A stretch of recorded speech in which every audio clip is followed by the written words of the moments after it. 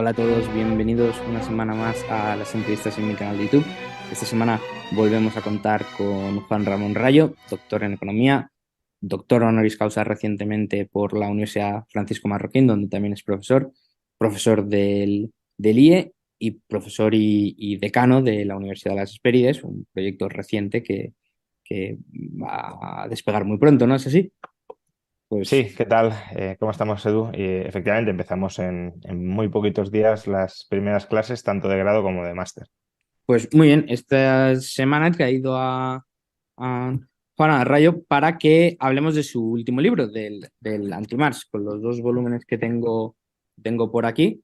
Y bueno, pues para quien no se lo haya leído todavía, le animo a hacerlo. Y es un libro pues muy, muy bueno, obviamente, con el que se aprende mucho y también con el que se aprende a criticar a Marx. Se aprende mucho de Marx y se aprende a criticarle correctamente. Entonces, esta entrevista quería que virara en torno a típicas críticas que se le puede hacer a Marx y al marxismo, pero que una vez lees los dos volúmenes del anti-Marx, dices, es que esas críticas que muchos podíamos hacer, dentro de los que me incluyo, estaban equivocadas y hay que hacer las críticas mucho más precisas y perfiladas como las que encontramos aquí. Entonces nos ayuda a conocer mejor el marxismo y también a saber criticarlo con propiedad.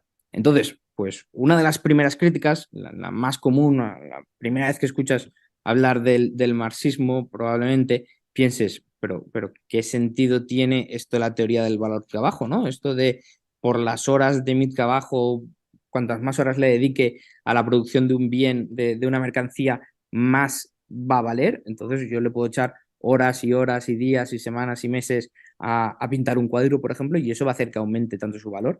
Esta crítica tendría algo de sentido, Juan. No, es una mala crítica y lo es en dos casos o por dos razones, ¿no? La primera porque a veces se tiende a equiparar esta crítica con si algo es absolutamente inútil y le dedico mucho trabajo, será muy caro. No, Marx establece desde el principio, desde la primera página del Capital, una condición necesaria para que una mercancía sea mercancía y por tanto pueda tener valor de cambio o precio expresado en términos monetarios, y es que sea útil, que tenga valor de uso. Por tanto, las cosas inútiles, por mucho trabajo, por mucho empeño que les pongas, van a seguir siendo inútiles y no valdrán nada en el mercado, ¿no? La mercancía que hayas producido y que lleves al mercado para ser vendida no se venderá porque nadie la querrá comprar. Pero en segundo lugar, dentro de las cosas útiles, dentro de las cosas útiles que producimos y llevamos al mercado, mercancías, más tiempo de trabajo individual significa precio más elevado, precio de equilibrio más elevado de esa mercancía. Tampoco, porque cuando Marx habla de tiempo de trabajo, habla de tiempo de trabajo socialmente necesario. Es decir, de si en esa sociedad producir en términos promedio esa mercancía cuesta más o cuesta menos. Y el precio viene determinado por ese tiempo medio de producción dentro de la sociedad, no por el tiempo que tarde yo o tarde el otro como individuos en producirla. Si yo produzco esa mercancía en menos tiempo, el tiempo promedio socialmente necesario para producirla, yo la venderé igualmente como si hubiese tardado lo que se tarda en promedio en la sociedad. Por tanto, trabajando menos, cobraré más de lo que he trabajado, por decirlo de alguna manera. Y al revés, si yo tardo mucho más en producirla con respecto al promedio, pues ese tiempo extra que individualmente he dedicado a producirla, como es tiempo socialmente innecesario para fabricarla, no se me pagará, no habrá una reciprocidad en términos de valor durante el intercambio mercantil. Por tanto, Marx al final, de alguna manera, lo que estaba diciendo es que el precio de equilibrio de las mercancías estaba muy influido por la productividad laboral dentro de esa sociedad. Si la productividad aumentaba, el coste promedio de producir las mercancías bajaba y por tanto su precio, y si la productividad bajaba, el coste promedio aumentaba y por tanto su precio también. No obstante, has mencionado un caso que es un caso yo creo que interesante para reflexionar sobre él, que es el caso de un cuadro, y podemos pensar de un cuadro no reproducible, ¿no? Del cuadro de un pintor famoso. Este tipo de mercancías o de bienes, Marx los excluye de su teoría del valor. Los bienes no reproducibles a través del trabajo dentro del mercado son bienes cuyo precio de equilibrio no se puede explicar, el propio Marx, insisto, lo reconoce, no se puede explicar por la teoría del valor-trabajo. ¿Por qué? Pues porque si yo produzco un cuadro único, una pieza única y la llevo al mercado, la puedo vender o la puedo intentar vender al precio que yo quiera. No habrá otro que si yo la vendo por encima de lo que cuesta en términos de horas de trabajo sociales producir esa mercancía, no habrá otro que diga, pues yo la produzco y la voy a vender más barato que tú. Y por tanto, si hay mucha competencia o muchos potenciales oferentes que saquen al mercado ese cuadro reproducible a su coste de producción en términos de horas de trabajo, el precio tenderá a converger con ese coste de producción promedio en sociedad. Claro, la pieza única no tiene competidores y por tanto yo le puedo poner el precio que yo quiera. Y en ese caso, dice Marx, el precio viene marcado por la demanda, por el deseo y la capacidad de pagar por esa pieza única. Por tanto, ahí sí tenemos una teoría subjetivista del valor, pero en Marx, pero únicamente para los bienes no reproducibles. Ujú, ujú. Entonces, de lo que has explicado, me han surgido dos dudas. Lo primero es que dices que para que algo tenga valor de cambio necesita valor y valor de uso. ¿Esto no puede ser una manera de meter el subjetivismo por la puerta trasera? A ver, sí y no. Es decir, Marx, como he dicho, considera que para que algo tenga valor de cambio, en términos monetarios hablaríamos de precio, de forma precio del valor. El valor es el tiempo de trabajo socialmente necesario para producir esa mercancía.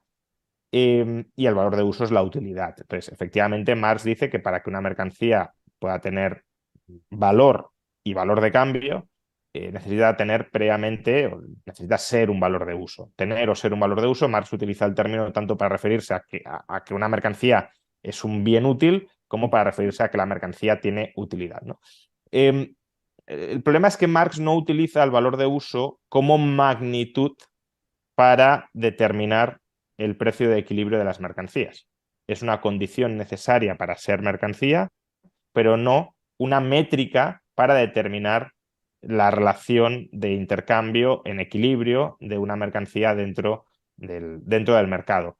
La cuestión es por qué no lo hace, ¿no? Porque al final, incluso aunque tú creas que el precio de equilibrio de una mercancía viene determinado por el coste marginal, y eso en términos neoclásicos o en términos incluso austríacos también lo podemos pensar en algunos casos.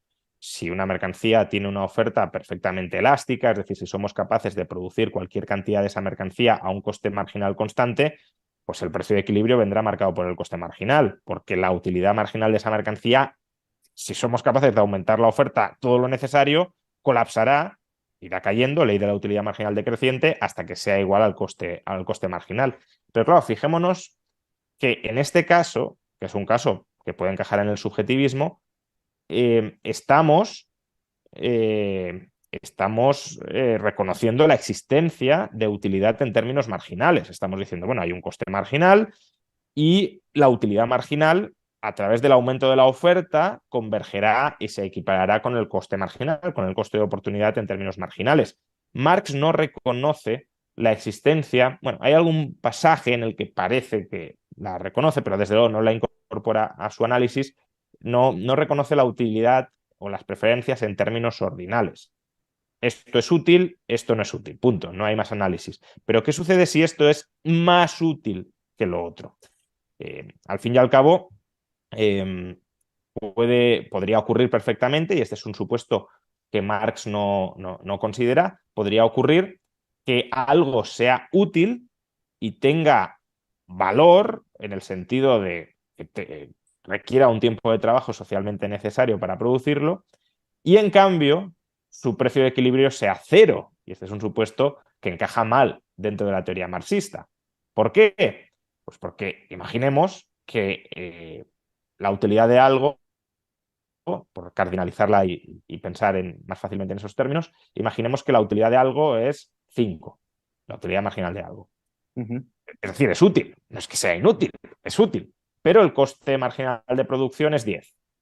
Pues en ese caso, el coste de producir una unidad de esa mercancía es más elevado que su utilidad marginal. Por tanto, esa mercancía no llegaría a ser producida, o si es producida, se tendría que vender a un precio de 5, o, ya digo, si no se produce, pues su precio es 0.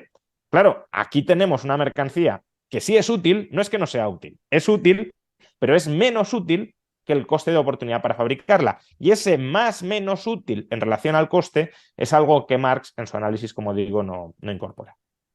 Y otra cosa que decías, que hablabas del tiempo socialmente incorporado, ¿no? Algo así como cuán productiva es una economía a la hora de producir Ujú, una mercancía. Pero esa productividad también vendrá dada por la inversión anterior del inversor, ¿no? Por donde los inversores han decidido meter más, construir más bienes de capital y ujú. todo. Y entonces alguien también puede decir, pero es que eso va a venir dado de sus expectativas de demanda futura. ¿No sería eso también una manera de introducir el subjetivismo un poco en la teoría de Marx? A ver, lo que pasa es que Marx, de alguna manera, eh, sí y no. Es correcto que lo que producimos viene determinado por nuestras necesidades y, por tanto, por la demanda. Y de esa manera también la inversión para aumentar la producción futura vendrá determinada por la demanda futura esperada. Eso es correcto. Pero pensemos que desde la perspectiva de Marx, las necesidades son a su vez producidas socialmente. Es decir, que es la propia estructura económica, en este caso capitalista, la que genera las necesidades necesarias históricamente, digámoslo así, para que el capitalismo siga progresando y siga avanzando y, por tanto, en última instancia, se siga acumulando capital. Eh, Marx dice que no producimos únicamente las mercancías, sino también las necesidades de esas mercancías. Y por tanto, sí, eso es correcto, no es que los marxistas nieguen, bueno, habrá de todo, ¿no? Pero desde luego el común de los marxistas y Marx no es que niegue la existencia de preferencias, pero lo que niega es que éstas tengan un papel autónomo a la hora de siquiera poder influir en algunos supuestos, como el que he mencionado al principio del cuadro no reproducible, a la hora de poder influir en el precio, porque esas preferencias son a su vez producto de la reproducción material de la sociedad y, por tanto, de las condiciones técnico-productivas de esa sociedad. El problema con este análisis, que puede tener parte de verdad, es decir, claro que nuestras preferencias están influidas por el contexto, pero el problema de este análisis es que niega cualquier tipo eh, de condicionamiento genético sobre nuestras preferencias. Es decir, todo lo que queremos o no queremos viene determinado por el entorno. Y nosotros no somos nada más que un producto del entorno en el que vivimos, cuando en realidad bueno, los estudios de psicología, que siempre, bueno, pues todos ellos obviamente hace falta mucha más replicabilidad, pero más o menos el consenso en psicología ahora mismo es que en torno al 30-40% de nuestra personalidad y por lo tanto de nuestras preferencias depende de nuestra genética y en torno al 60-70% del entorno. Pero es que no perdamos de vista varios matices que además, digamos, darían más peso a la genética dentro de esta distribución de influencias. Uno es que las personas escogen el entorno, escogen parcialmente el entorno al menos en función de sus preferencias. Es decir, a mí me encanta la economía, pues me tenderé a ubicar en un entorno propicio para el aprendizaje de la economía y eso puede constituir un refuerzo positivo de mi personalidad y de mis preferencias. A su vez, también el entorno muchas veces está como modulado por la propia personalidad, ¿no? Imaginemos un profesor que forma parte del entorno de un niño Ujú. que precisamente porque el niño es muy bueno escribiendo, pues alaba al niño y le invita a escribir más. Pues bueno, eso es entorno que influye en tu personalidad, pero que a su vez el entorno estaba influido por tu personalidad porque eras bueno escribiendo o lo que fuera, ¿no? Y la segunda cuestión que también hay que aclarar es que, claro, cuando hablamos de entorno respecto a una persona, hablamos en la mayoría de los casos de otras personas, que también su personalidad está influida por su genética. Por tanto, al final, el porcentaje subjetivista de la personalidad, de sus preferencias de una persona es más, muy probablemente es más de ese 30 o 40% que los estudios detectan considerando en torno a todo lo que no es el propio individuo, incluyendo otras personas, ¿no? Entonces, claro, si tú niegas la influencia de la genética, pues básicamente caes una magufada de la tabla rasa, de que cada individuo es un lienzo en blanco sobre el que podemos escribir cualquier cosa y que el entorno escribe, el entorno histórico concreto escribe cualquier cosa, porque es que incluso, aunque dijéramos, somos producto de la evolución y por tanto nuestra genética es fruto del entorno, eso podría ser de nuestra adaptación al entorno, eso podría ser un argumento razonable, pero claro, nuestra genética es fruto de nuestra adaptación al entorno de hace miles de años, no del entorno actual. En todo caso, lo que condicionaría parte de las preferencias en el modo de producción capitalista para el marxismo sería el entorno de modos de producción muy precapitalistas, modo de producción paleolítico o tribalista, vamos. Entonces, bueno, todo eso encajaría fatal, por supuesto, en el análisis marxista y tiene sentido otorgarle un papel autónomo a las preferencias que Marx y sobre todo el marxismo posterior le niega. También comentabas, eh, hablando de la teoría, de la comparación entre la teoría subjetiva del valor y la teoría del valor trabajo, que el caso del cuadro, ¿no? Que uno puede pintar y tirarse horas, es una mercancía no reproducible, entonces no entraría dentro de la teoría del valor trabajo, la teoría de las mercancías reproducibles. Y que, comentas en el libro, bueno, que hay algunos casos, dándose unas condiciones muy específicas, donde la teoría del valor trabajo podría darse, pero que hay que darle primacía, ¿no? O hay que pensar que la teoría subjetiva del valor es lo correcto porque explica más casos y es más general. Pero ¿cómo es esto? Esto es una pregunta más de filosofía de la ciencia. ¿Cómo es este choque de teorías? ¿La que es más general suele ser la correcta o la que engloba más casos englobando el caso en común? ¿O cómo se puede decir, vale, porque sea más general es correcta?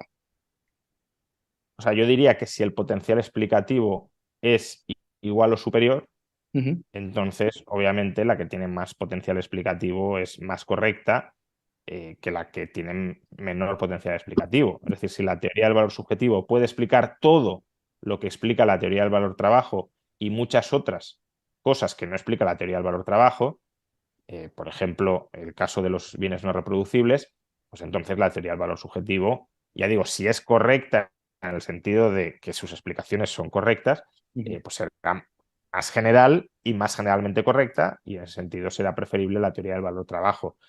Yo sinceramente creo que todo lo que pretende explicar la teoría del valor trabajo tiene encaje en determinados supuestos de la teoría del valor subjetivo, ya lo hemos mencionado antes, si estamos ante un bien reproducible con un coste marginal de producción constante, es decir, con economías constantes a escala, que además todos sus factores productivos son también de carácter, o sea, si es además una mercancía no duradera, no lo hemos mencionado, porque si es una mercancía duradera ya no tiene por qué ser explicado su precio a través de la teoría del valor trabajo.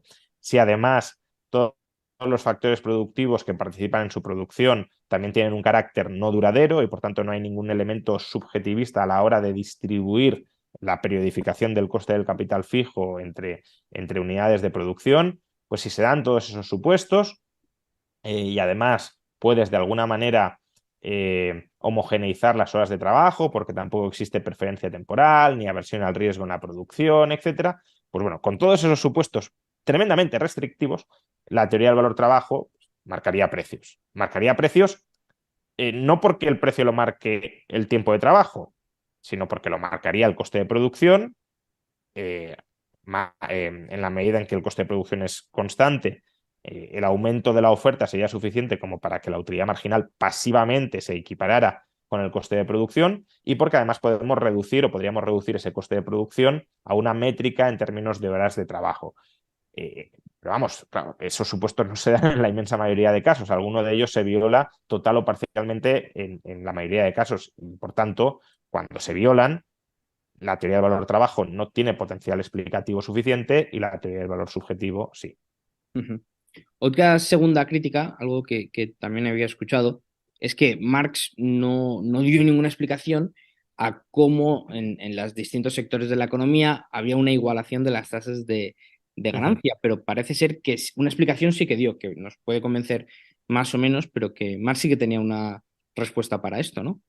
Bueno, en realidad la crítica que le hace Bomba Berka a Marx no es tanto que no tenga ninguna teoría o ninguna explicación, sino que la teoría o explicación que tiene Marx para ese fenómeno es incoherente con su teoría del valor. Básicamente este es el llamado problema de la transformación, que es más amplio que la crítica que le hace von Bawerk a la conclusión del sistema marxiano. Es decir, es un problema del que discuten incluso los propios marxistas, al margen de lo que diga o deje de decir von Bawerk. Eh, y claro, von Bawerk básicamente lo que dice es, mira, tú en el tomo primero del Capital nos has explicado que las mercancías se intercambian en función de sus tiempos de trabajo socialmente necesarios para producirlas. Pero en el volumen tercero, que además nunca llegaste a publicar en vida, lo que nos dices es que las mercancías se intercambian en función de sus precios de producción. Y el precio de producción no es el tiempo de trabajo socialmente necesario de cada mercancía o de cada tipo de mercancía, sino que es precio de coste, es decir, el tiempo de trabajo necesario para producir el capital constante, para reproducir el capital variable, más una porción de la plusvalía que se genera agregadamente y que le corresponde al capital adelantado por inmovilizado en esa inversión y que es necesario para rentabilizar ese capital a una misma tasa general de ganancia. Entonces, claro, le dice von Bawerk, aquí estás intercambiando mercancías no a su tiempo de trabajo socialmente necesario, sino a otra métrica que no tiene nada que ver con eso, con lo cual tu teoría del valor trabajo se cae.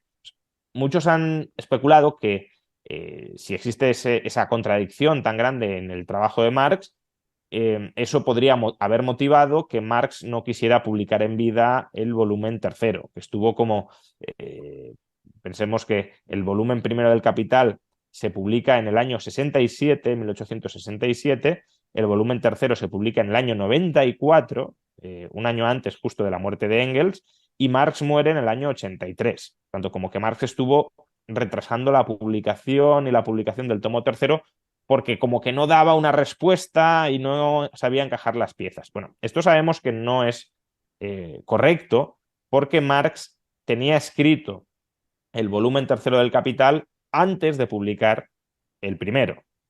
Tenemos los manuscritos del año 1864 que son prácticamente un calco del volumen tercero. El volumen tercero lo editó Engels, pero es una edición bastante fiel al manuscrito del año 64. Es más, en los propios Grundrisse, que son una especie de borrador previo del Capital, años 57-58, ahí ya encontramos esta misma reflexión que hace Marx para explicar cómo los valores de las mercancías se transforman en precios de producción. Básicamente porque lo que viene a decir Marx es, claro, si una mercancía eh, proporciona una tasa de ganancia inferior al promedio de la economía, lo que harán los capitalistas que producen y venden esas mercancías como capitales, es decir, para revalorizar o rentabilizar su capital, lo que harán esos capitalistas es dejar de invertir en la producción de esa mercancía.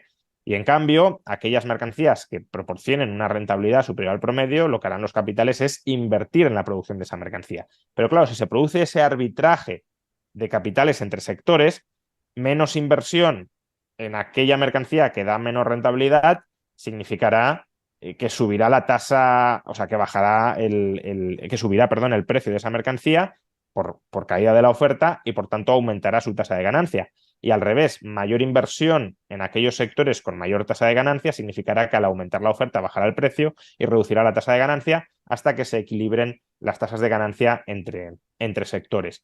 Entonces, bueno, Marx esto lo explica y lo explica como la redistribución del capital, perdón, de la plusvalía en función de los capitales socialmente invertidos, como si todos los capitales formaran parte de una gran fábrica y por tanto como un capital no puede operar sin que otros capitales operen, pues los capitales más intensivos en trabajo, que son los que generan relativamente más plusvalía, son los que tienen que subsidiar cruzadamente a los capitales menos intensivos en trabajo, que son los que producen internamente menos plusvalía, porque todos ellos son necesarios para generar globalmente la plusvalía. Entonces, Marx sí tiene esa explicación. Otra cosa es si esa explicación eso no es coherente con la explicación que ha dado en el volumen primero. En el volumen primero, él presupone una economía mercantil sin capital o al menos sin competencia de capitales. No entra a valorar cómo se produce la igualación de las tasas de ganancia entre capitales. Eso es lo que hace en el volumen tercero. Yo sí creo que hay una crítica legítima en el sentido de que no es una explicación del todo coherente con el fundamento de la teoría del valor trabajo. Es una explicación que, bueno, podemos decir que no es absolutamente incoherente o incompatible con la teoría del valor trabajo, pero desde luego chirría. Chirría en la medida en que estás forzando que en última instancia los intercambios se materialicen por parámetros que no son específicamente el tiempo de trabajo socialmente necesario para fabricar cada mercancía, aunque puedas decir que en la globalidad de la economía así es. Pero es que en la globalidad de la economía, como lo reprocha von Baber, también puedes decir que las mercancías se intercambian en función del volumen, porque si tú habrá mercancías que se intercambien por encima del volumen promedio y habrá mercancías que se intercambien por debajo del volumen promedio y en el agregado las diferencias serán cero. Otra cuestión es que los marxistas en esto tienen razón. No tiene ningún tipo de relevancia social intercambiar las mercancías en función de su volumen. Sí puede tener cierta lógica social intercambiar las mercancías en función del tiempo de trabajo socialmente necesario, porque el factor trabajo es un factor necesario para fabricar esas mercancías y lo que hacemos en última instancia en una economía de mercado es dividir el trabajo social, el trabajo del conjunto de la sociedad, en fracciones separadas, trabajo privado, y lo que hace el mercado es poner en equivalencia todos esos trabajos privados como si fueran sociales. Bueno, pero aún así sí existe, creo yo, un problema de coherencia y en cualquier caso, prácticamente todas las críticas, esto lo intento hacer en el libro, que se le pueden formular a la teoría del valor-trabajo, al intercambio de mercancías según sus valores, se le pueden efectuar también a esta teoría del valor-trabajo modificada en forma de precios de producción y además otras críticas nuevas, porque si aquí ya empezamos a incorporar la rentabilidad entre sectores o el interés promedio de cada sector, pues ya tenemos otro elemento subjetivista, el interés o la rentabilidad en equilibrio, que depende en parte, como digo, de factores subjetivos, preferencia temporal y aversión al riesgo, que condiciona los precios de equilibrio de las mercancías al margen del tiempo de trabajo socialmente necesario para producirlas. Ahora que mencionas el tipo de interés, esto me parecía muy curioso. ¿Qué es el tipo de interés para Marx? Bueno, a ver, técnicamente para Marx el tipo de interés es el precio de convertir el capital en una mercancía. Él dice que las mercancías se convierten en capitales, pero que con el caso del interés el capital se convierte en una mercancía, porque transamos capital. Vendemos el poder de disposición temporal del capital para explotar mano de obra a través de ese capital que hemos prestado. Entonces, el precio de ese préstamo de capital, de esa venta temporal del capital como mercancía, sería el interés. Pero claro, Marx dice que este interés es un precio irracional. ¿Irracional en qué sentido? En que no hay un tipo de interés de equilibrio determinado por el tiempo de trabajo socialmente necesario para producirlo. Como él cree que los precios son una manifestación en última instancia del valor y el valor es tiempo de trabajo socialmente necesario, claro, el precio de vender el capital, el capital no tiene en ese sentido, o el préstamo temporal de capital no tiene un tiempo de trabajo socialmente necesario y por tanto el interés es una forma irracional del precio, como puede serlo, por ejemplo, para Marx, la venta del honor. Marx reconoce que el honor o no hacer algo es algo que puedes vender como mercancía o que puede adoptar la forma de mercancía y su precio pues será un precio irracional porque no tendrá base en el valor. Pero bueno, creo que aquí de nuevo Marx comete otro error fundamental porque sí es posible, primero, alcanzar un equilibrio, aunque ese equilibrio no tenga ninguna base en el tiempo de trabajo socialmente necesario. Esto en el libro lo reflejo con un experimento muy famoso de Bertrand Smith en el año 56, que muestra cómo es posible alcanzar un precio de equilibrio en el mercado entre oferentes y demandantes simplemente con escribiéndoles en un trozo de papel su predisposición al pago y su exigencia mínima de cobro en función pues, de lo que sea, no necesariamente del tiempo de trabajo. Entonces, en ese experimento hay precio de equilibrio sin tiempo de trabajo socialmente necesario de nada, porque además es una mercancía que puede ser ficticia, por tanto no tener base material alguna. Y con el interés lo mismo. Tenemos una demanda de capital, tenemos una oferta de capital, la oferta de capital está determinada por factores subjetivos como la preferencia temporal o la aversión al riesgo, la demanda de capital está determinado, entre otros factores, por lo que decías, por las expectativas de ganancia. Las expectativas también son una forma de subjetivizar ya no solo el objeto, ¿no? Que es la demanda futura, que es subjetiva, sino también que es el filtro subjetivo del empresario a la hora de analizar eso, lo que determina la magnitud de demanda de capital. Y en función de esa oferta y de esa demanda tenemos un precio de equilibrio, que es el tipo de interés que vacía el mercado y que como tipo de interés autónomamente determinado también es un factor que a su vez determina los precios y la organización productiva, porque pues, es un tipo de interés más alto, menor duración de las inversiones, quizá menor productividad de las inversiones y, por tanto, por ejemplo, más tiempo de trabajo socialmente necesario por menor productividad. En cambio, un tipo de interés más bajo, mayor duración de las inversiones, previsiblemente, en muchos casos, mayor productividad de esas inversiones y, por tanto, menor precio, dado que el tiempo de trabajo socialmente necesario es menor. Es decir, incluso aunque uno se crea la historia, la narrativa de la teoría del valor-trabajo, de que los precios dependen del tiempo de trabajo socialmente necesario, una crítica bastante recurrente que le intento hacer a Marx en el libro es mostrar cómo el tiempo de trabajo depende de decisiones o de factores subjetivos, porque depende de la organización económica, pues, no sé, economías crecientes de escala, economías decrecientes de escala. Y esa organización económica depende de preferencias subjetivas. Por tanto, en muchos casos, no digo absolutamente, obviamente hay un componente tecnológico que al menos en un momento dado no es posible subjetivizar. También podríamos decir que es fruto de pues, la preferencia o la pasión por la investigación, por ejemplo, de los investigadores, que es algo que va más allá de lo que tú puedas objetivar a través del tiempo de trabajo socialmente necesario. Pero bueno, la tecnología tomémosla como dada. Bueno, incluso con una tecnología dada, la organización productiva depende de las preferencias subjetivas de los individuos, si somos más ahorradores, menos ahorradores, más adversos al riesgo, más propensos al riesgo, y el modo en el que se organicen los recursos con esa tecnología dada también determina los costes en términos de horas de trabajo. Por tanto, aun cuando cuando los precios de equilibrio dependieran de las horas de trabajo, esas horas de trabajo dependerían en buena medida de las preferencias subjetivas. Ujú.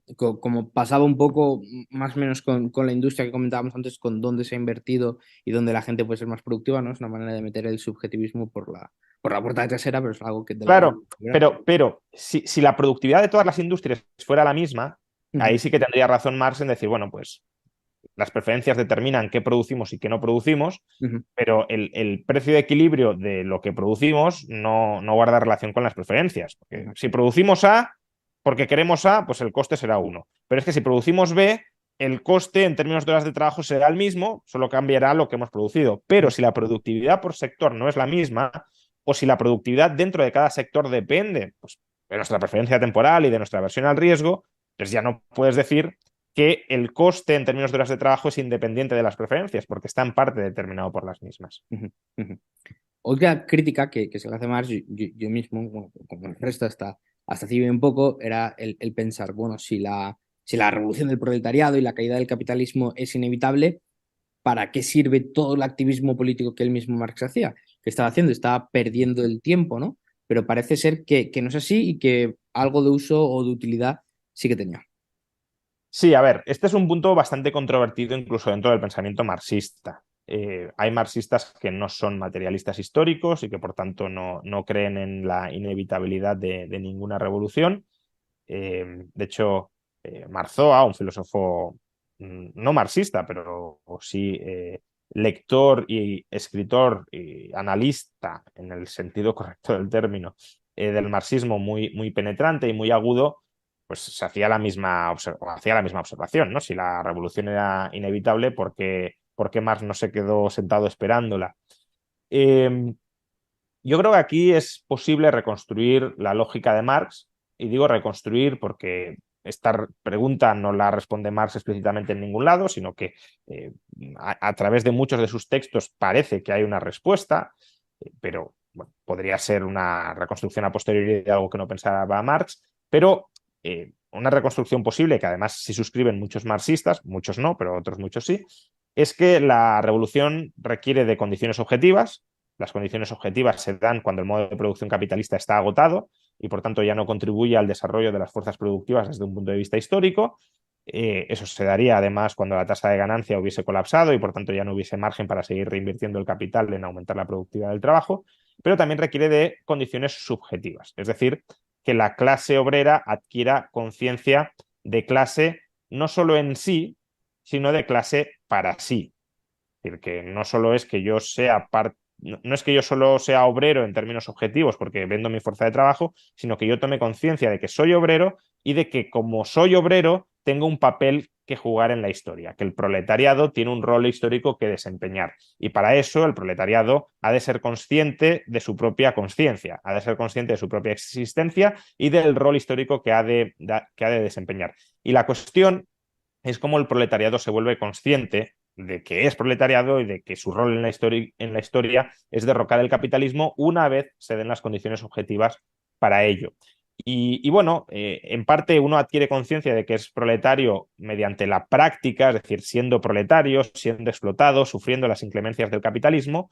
En otra parte, pues con ciertas inclinaciones más o menos, iba a decir naturales, pero este es un término que los marxistas aborrecen, o sea que lo voy a evitar, pero con ciertas inclinaciones esperables o previsibles de ser obrero. Por ejemplo, si me afilio a un sindicato para defender mis intereses, pues voy haciendo dentro del sindicato vida obrera y voy viendo cómo hay otro modo de organización de la sociedad distinta al mercado, la vida interna de solidaridad dentro del sindicato y también de la propia lucha obrera, viendo que mis intereses no están en armonía con los del capitalista, sino que son contrapuestos a los del capitalista, pero por otro, también a través del activismo político y de un activismo político inspirado por una ciencia de la historia y de la economía, aunque esto de nuevo también es controvertido para los marxistas, pero bueno, que sea correcta, que penetre más allá de las apariencias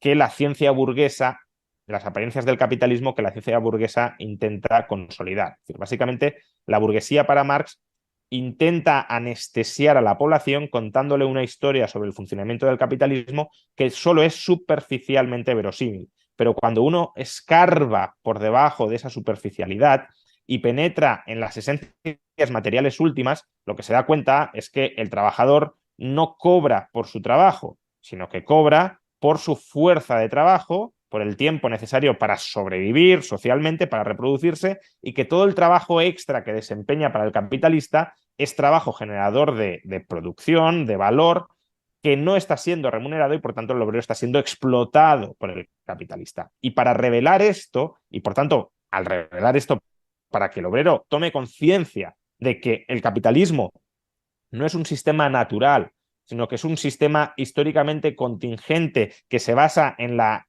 esclavitud formalizada del trabajo, en la esclavitud por otras vías del trabajador. Solo cuando el trabajador o los trabajadores asalariados despierten, entonces tomarán conciencia como clase proletaria y se lanzarán a hacer la revolución. Y Marx pensaba que la conciencia enajenada del proletariado, que tenía que rescatar y que por tanto tenía que imbuirles a los proletarios para que despertaran, era precisamente el capital, su libro El Capital, por cuanto, como digo, rasgaba las vestiduras del capitalismo y exponía el sistema de producción capitalista tal cual era, más allá de sus formas y apariencias. Otra, la última crítica que es que le he escuchado hacer a Marx es que él nunca desarrolla en qué consistiría el sistema comunista para él, que ni él mismo lo sabía y que él lo único que se dedicó es a criticar el capitalismo, pero no a exponer cuál sería su sistema. Pero parece que algunos trazos aquí y allá sí que deja, ¿no?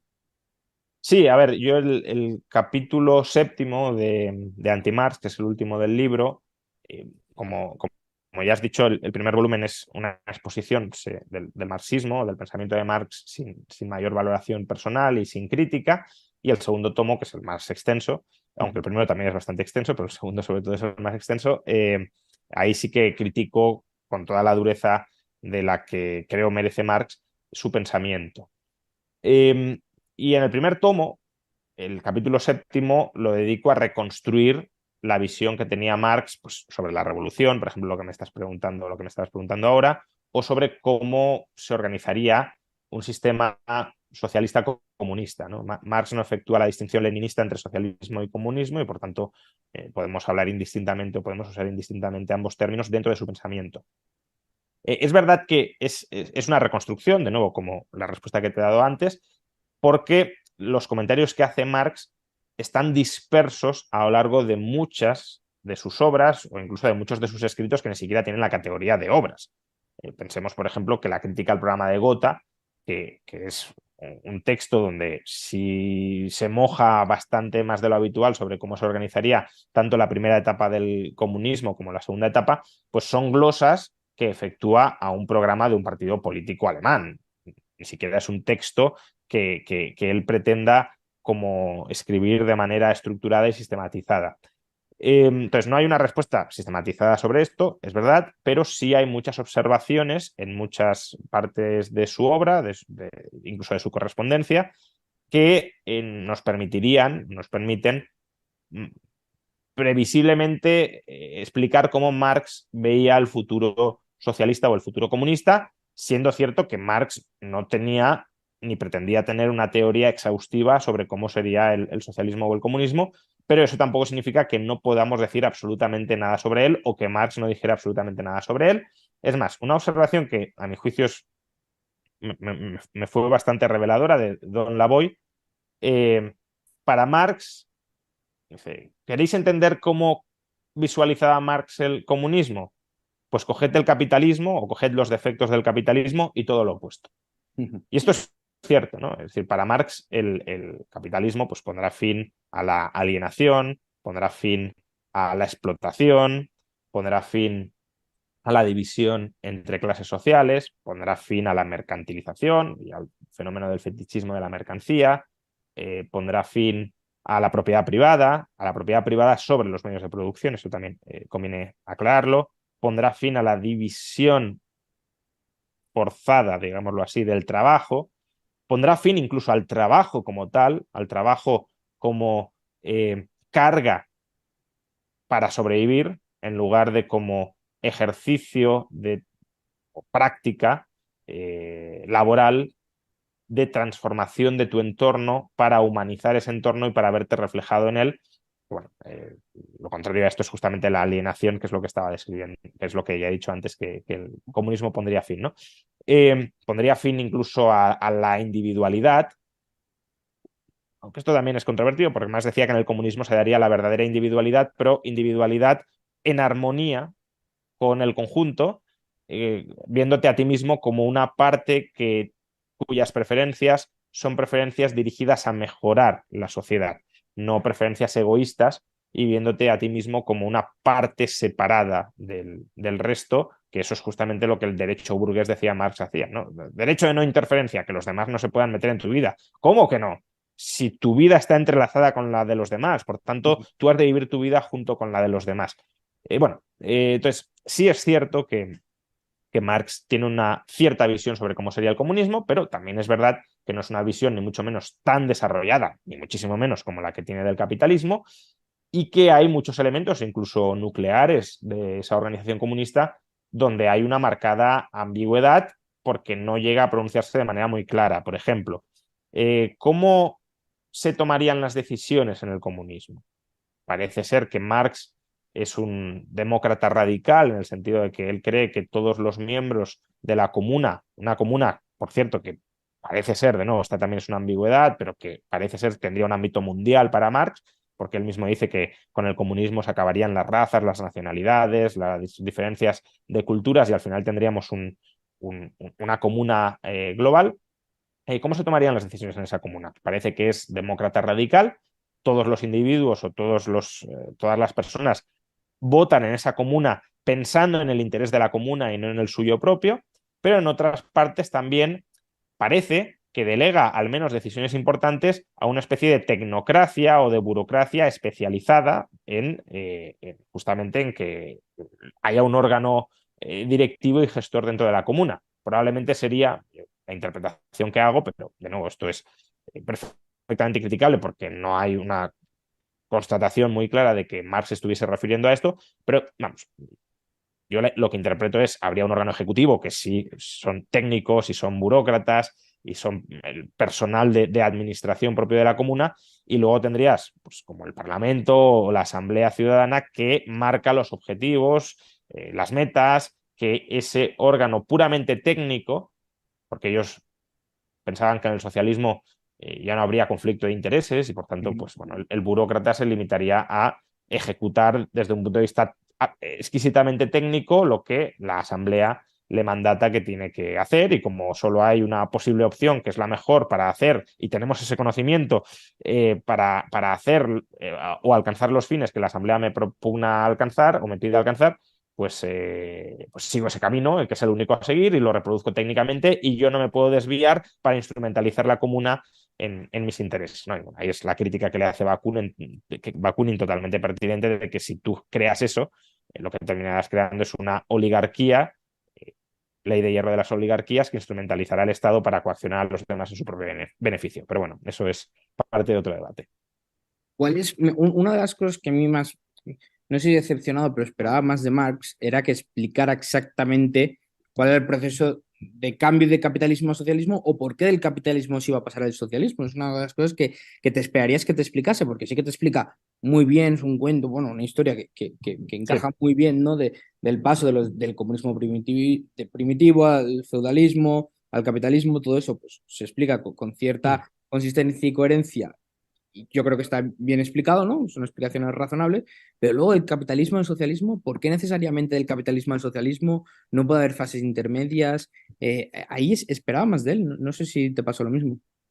Sí, o sea, a ver, sí hay una cierta explicación, y es que en el capitalismo se sofistican tanto las fuerzas productivas que ya alcanzamos un grado de productividad capaz de eliminar, si lo queremos, los conflictos sociales derivados de la escasez. Ujú, Y cuando no existen conflictos sociales derivados de la escasez, y además, eh, digamos, para manejar ese conocimiento y esas fuerzas productivas que tienen un carácter tan sumamente social, ¿no? Porque lo que dice Marx es que el capitalismo va socializando las fuerzas productivas, porque cada vez más todos dependemos de todos, y además, conforme se centralizan los capitales en empresas de mayor tamaño, pues cada vez más los trabajadores dependen de un único jefe. En esas condiciones parece que la única forma de manejar eso sea con una sociedad eh, planificada centralizadamente, donde todo el trabajo esté socializado, y que termine llevándonos a una sociedad sin conflictos económicos, porque, como digo, la productividad ya es suficiente para saciarlos a todos, y no hace falta la propiedad privada, porque la propiedad privada, incluso los propios liberales dicen que surge históricamente para gestionar conflictos de escasez, ¿no? ujú. Lo que pasa que es cierto que, bueno, hay muchos otros posibles escenarios alternativos que no son necesariamente ese, pero como Marx pensaba que esas condiciones materiales estaban madurando cada vez más para que ya no... O sea, Marx ve el conflicto el conflicto histórico como una forma de desarrollar las fuerzas productivas. Entonces, claro, cuando ya las fuerzas productivas han terminado de desarrollarse, el conflicto, que era históricamente el motor de ese desarrollo, deja de tener sentido. ¿Y cómo deja de tener sentido? O sea, ¿y cuál es la expresión de que el conflicto ya no existe o deja de tener sentido?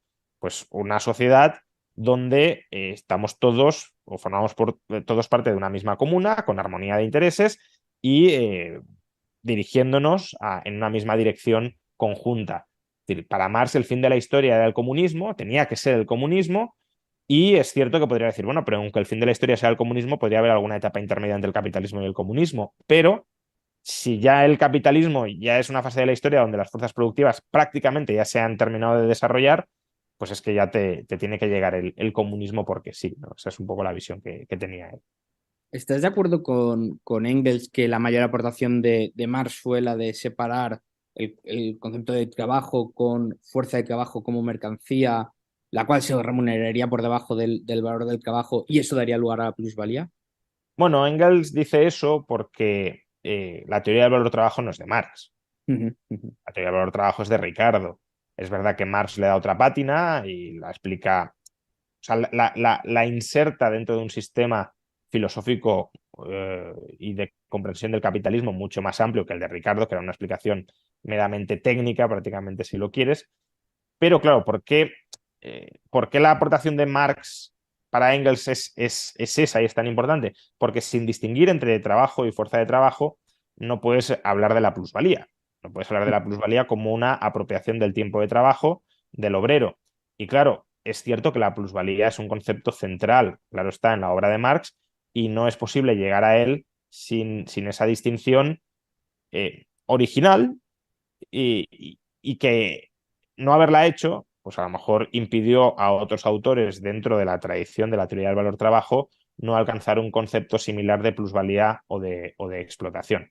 No obstante, respecto a esto, sí quería añadir algo, y es que, bueno, de la misma manera que Engels cree que en la obra de Marx hay aportaciones importantes, yo también creo que en mi crítica a Marx hay alguna idea que sí que es importante o que sí es central dentro de todo el libro, y una de ellas, si me dijeras las dos o tres ideas más importantes del libro, pues una de ellas, desde luego, sería eh, refutar la idea de que incluso desde un punto de vista material, el trabajo es en última instancia el único factor productivo social, porque la naturaleza para Marx también es un factor productivo, pero no de carácter social, claro, nos viene dada, y la transformamos a través del trabajo, el único factor productivo social que existe. Yo en el libro explico que también el tiempo, la espera y el riesgo, incluso la información, son factores productivos que no son, o sea, que aunque en muchos casos se expresen a través del trabajo, son separables del trabajo. Un trabajador puede trabajar sin esperar, un trabajador puede trabajar sin asumir riesgos, un trabajador puede trabajar sin tener él la información necesaria para desempeñar ese trabajo o la información de por qué tiene que desempeñar ese trabajo y no otro distinto. Y en la medida en que la espera puede aumentar la productividad, en la medida en que la asunción de riesgos puede aumentar la productividad, en la medida en que la información puede aumentar la productividad, también son factores productivos que necesariamente han de estar presentes en todos los procesos de producción, porque esta es otra de las cosas que Marx dice con cierto interés, ¿no? O que tiene cierto interés en lo que dice, o te puede hacer reflexionar. Organices como organices la sociedad, sea cual sea la estructura económica de la sociedad, eh, el único factor productivo que está presente en cualquier tipo de sociedad y en cualquier forma de organizar la sociedad es el trabajo.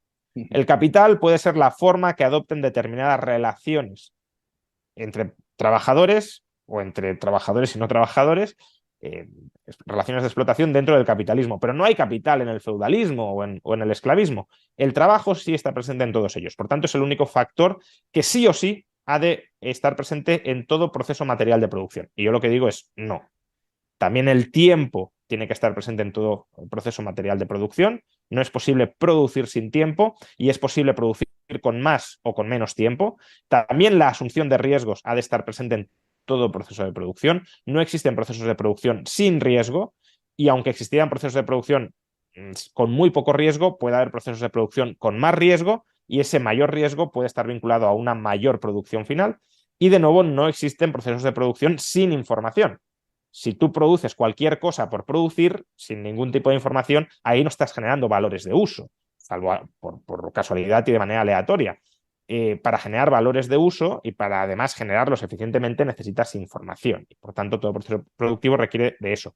Y en la medida en que el trabajo como energía humana dirigida a transformar la naturaleza no es el único factor productivo, sino que existen otros que son separables de ese, pues de la misma manera que dentro del capitalismo o en cualquier otro modo de producción se termina remunerando parte de ese trabajo y supuestamente parte de ese trabajo no se remunera y es apropiado por las clases extractivas, lo que puede suceder y lo que sucede en el capitalismo es que lo que Marx llama esa remuneración, esa producción del trabajo que no termina siendo remunerada al trabajo, sino que es apropiada por otras, por la clase capitalista de carácter parasitario o extractivo, en realidad es la remuneración que le corresponde a esos otros factores productivos, tiempo, riesgo e información, que hemos separado funcionalmente dentro de una empresa capitalista del factor trabajo que se vuelve asalariado precisamente porque no es el que está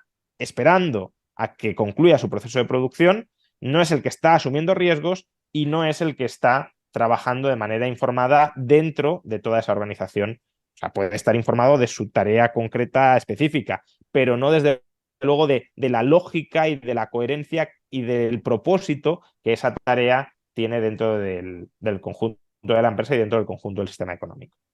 Hablas de esto en el último epígrafe del tercer capítulo del segundo volumen, cuando criticas la teoría de la explotación y hablas de las labores del capitalista. el cual ya te lo he comentado, pero por repetir, me parece, a mí ha sido mi capítulo favorito porque la crítica que haces a la teoría de la explotación, la manera que la desmenuzas punto por punto, me parece brutal, irrebatible. Así que bueno, irrebatible no sé, pero por lo menos muy, muy Bueno, buena. el debatible lo veremos, ¿no? Pero Sí, sí, bueno, no, no, por eso creo que no se sí lo es ven. cierto que Extremos.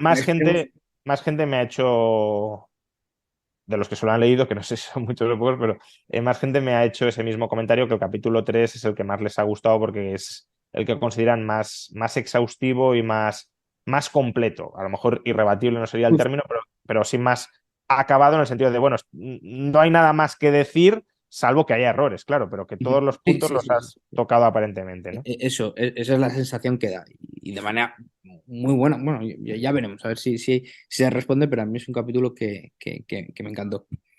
Hacia el final de las entrevistas siempre hago dos preguntas. Y una de ellas es si nos puedes recomendar 5 libros. En este caso, 5 libros para entender mejor el marxismo, tanto libros de Marx o marxistas o de críticos al marxismo. Vale, bueno, hay muchos. Si uno mira la bibliografía, pues del primer tomo encontrará bastantes, pero bueno, por citar algunos, voy a coger el propio libro y te voy a ir diciendo sobre la bibliografía, pues, aquellos que creo que pueden estar eh, especialmente bien, ¿no? Bueno, yo leería estoy yendo en orden bibliográfico, ¿eh? No por orden de importancia. Yo leería la conclusión del sistema marxiano de von Baber, que aunque solo sea porque es la primera gran crítica que se hace a Marx. Ujú. Luego hay un libro de András Brody que se llama Proportions, Prices and Planning, que es una sistematización matemática de la teoría del valor-trabajo, que según Diego Guerrero es la mejor exposición y para él también irrebatible, lo digo enlazando con el comentario que hacías antes, que bueno, podemos juzgar irrebatibles muchas cosas que a lo mejor luego no lo son, ¿no? Pero más acabada y más sofisticada de la teoría del valor-trabajo, y es verdad que es una exposición aparentemente muy sólida. Yo en el volumen segundo me sirve su solidez y su formalidad y su elegancia, me sirve justamente para ilustrar matemáticamente, a partir de su modelo, las críticas que previamente le había hecho eh, meramente de manera expositiva, ¿no? Ujú. Luego, de Bukharin, si uno quiere entender mejor, bueno, se puede leer tanto la Economic Theory of the Leisure Class, que es la réplica a von Baber que articula Bukharin, y a mí también me gustó bastante Historical Materialism, que es una exposición del materialismo histórico de, de, de Bukharin. Siguiendo, no te voy a recomendar solo 5, te voy a recomendar varios, ¿no? Pero siguiendo con esa línea de comprender y bien expuesta de una manera bastante sistemática la teoría de la historia de Marx, también por orden bibliográfico, pues veo aquí el de Gerald Cohen de Karl Marx Theory of History, ¿no? La teoría de la historia de Marx, que es el mejor libro que se ha escrito sobre, eh, sobre la teoría de la historia de Marx, y un libro muy, muy completo. Después de John Elster, eh, An Introduction to Karl Marx es un libro que también está muy bien y que se entiende muy, muy, muy bien. Elster empezó siendo marxista y luego dejó de serlo, pero este libro se escribió siendo, bueno, ya no era marxista, pero con el respeto que todavía le seguía teniendo a Marx.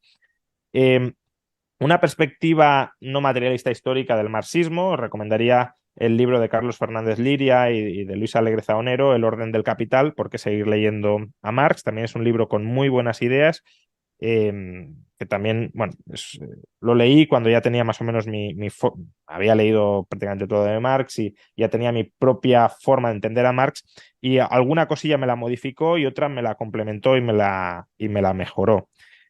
Eh, Luego, bueno, si alguien quiere, es un libro que tampoco, pero no está mal como resumen, el de un resumen completo del Capital de Marx de Diego Guerrero.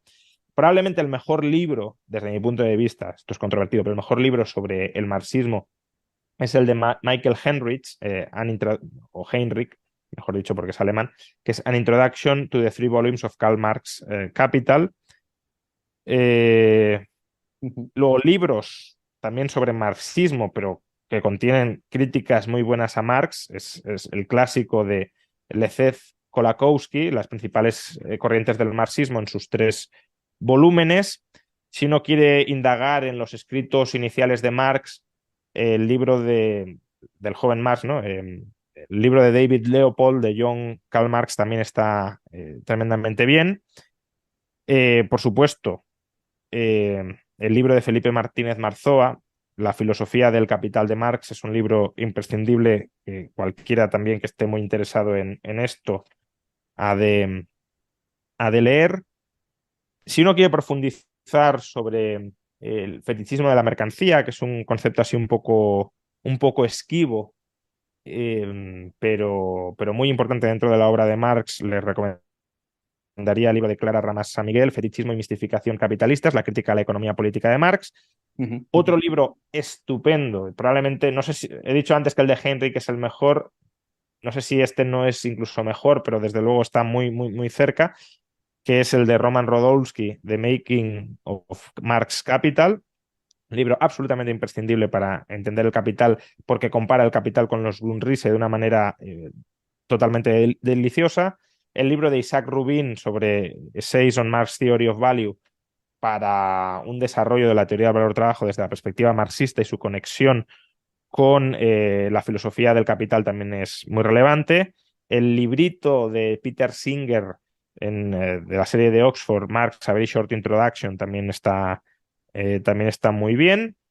Y, y yo creo que esto es, bueno, si uno quiere un análisis actualizado de las clases sociales desde la perspectiva marxista, pues el de Eric Olin Wright, Clases, que además está traducido al castellano. Muy bien, muy bien.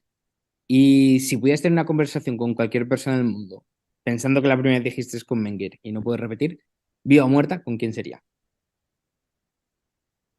Eh, bueno, pues ya que estamos hablando de Marx, no sé si sería Marx, pero desde luego sí me gustaría hablar con Marx y plantearle muchas de las objeciones. O sea, sé que para muchas de las que planteo en el libro tendría su respuesta. Me imagino, de hecho, cuál sería su respuesta. Es más, la intento exponer en la crítica y refutarla. Pero en otras, sinceramente, no me imagino cuál podría ser su respuesta y sí me gustaría contraponer esas ideas y ver hasta qué punto sería capaz de apearse si es necesario, de algunas de las afirmaciones tan rotundas que efectúa sobre el funcionamiento del sistema capitalista. Eh, Eso sí me gustaría, no sé si sería una de mis prioridades, pero bueno, desde luego después de escribir este libro y de leer tanto sobre Marx, sí tiene su relevancia intelectual para mí, claro. Muy bien, muy bien. Bueno, pues si la gente quiere saber más de ti, leerte más, escribirte, escucharte más, bueno, que sepan que tienen tu canal de YouTube, un gran canal, donde hace poco llegaste al 500.000, enhorabuena. Luego también tu cuenta de Twitter, ¿no? Juan Rayo, Instagram Juan Rayo y Substack, que... Instagram es Juan Ramón Rayo, pero bueno, Ah, lo Instagram encontrarán Juan fácil Ramón, también. Sí. vale. Y Substack también, ¿no? Utilidad marginal. O Juan Ramón Rayo, utilidad marginal. Substack, utilidad marginal, no publico mucho, pero bueno, voy publicando de vez en cuando algunas cosillas, sí. Bueno, conforme ganes seguidores, te animas a ir publicando cada vez más. Sí, bueno, lo que pasa que al final, como el tiempo que tengo, que no es mucho, lo estoy dedicando a escribir libros, lo que hago en el Substack es algunas reflexiones que considero interesantes del libro, volcarlas previamente ahí también para recibir feedback y ver si voy en buena dirección o no, claro. Ujú, ujú. Pues nada, muchas gracias Juan y espero que vuelvas pronto al canal. Bueno, seguro. Cuando el otro día estuve en el canal de Dani Fernández por llegar a los 10.000 seguidores, cuando llegues a los 10.000 nos volvemos a ver. Esperemos que sea también antes, pero a los 10.000 también. No, esperemos que sea pronto, esperemos que sea muy pronto. Sí, sí, sí, sí. Que acabo de llegar a los 1.000 y pocos. Bueno, pues eso es cuestión de acelerar el ritmo, bueno, o de mantener el ritmo, pero claro, sobre una base cada vez mayor, pues más seguidores absolutos cada vez. Pues nada, muchas gracias. Adiós. Un abrazo, gracias.